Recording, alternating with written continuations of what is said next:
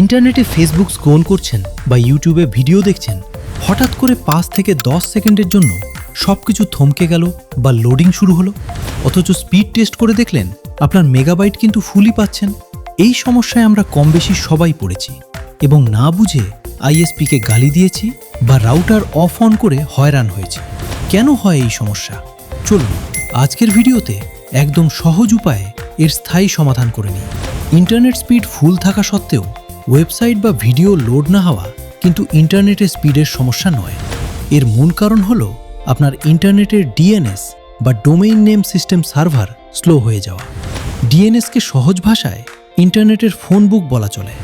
আমরা যখন ব্রাউজারে ফেসবুক বা ইউটিউব লিখে সার্চ করি, তখন আমাদের রাউটার প্রথমে এই ফোন বুকে গিয়ে সেই ওয়েবসাইটের আইপি অ্যাড্রেস খুঁজে বের করে। আপনার আইএসপি থেকে দেওয়া এই ফোন বুক বা ডোমেইন নেম সার্ভারটি যদি কোনো কারণে স্লো থাকে বা ব্যস্ত হয়ে পড়ে, তখনই আপনার স্ক্রিনে কয়েক সেকেন্ডের জন্য লোডিং স্পিনার বা থমকে যাওয়ার ঝামেলাটি দেখা দেয়।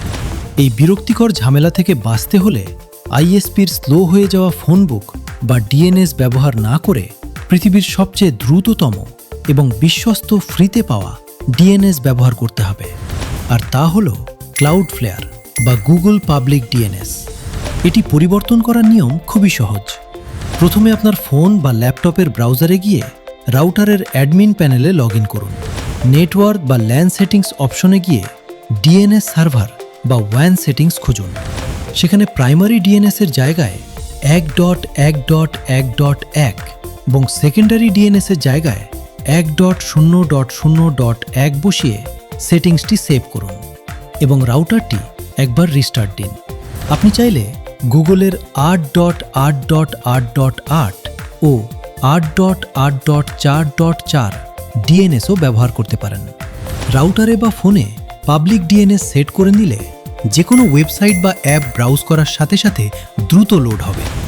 সেই সাথে স্পিড ঠিক থাকা সত্ত্বেও হঠাৎ ইন্টারনেট ফ্রিজ বা বাফারিং হওয়ার সমস্যা চিরতরে বন্ধ হবে এবং ব্রাউজিং অভিজ্ঞতা আগের চেয়ে অনেক বেশি মসৃণ ও সিকিউর হবে। আজই আপনার রাউটারে এই ট্রিকটি ব্যবহার করে দেখুন এবং স্পিডে কোনো পার্থক্য অনুভব করলেন কিনা তা কমেন্ট করে জানান। প্রযুক্তি জগতের এমন সব নিত্য নতুন সমস্যার সহজ সমাধান পেতে ইন্সপায়ার টেক টক সাবস্ক্রাইব করে পাশে থাকুন। দেখা হচ্ছে পরবর্তী ভিডিওতে। Inspire TikTok.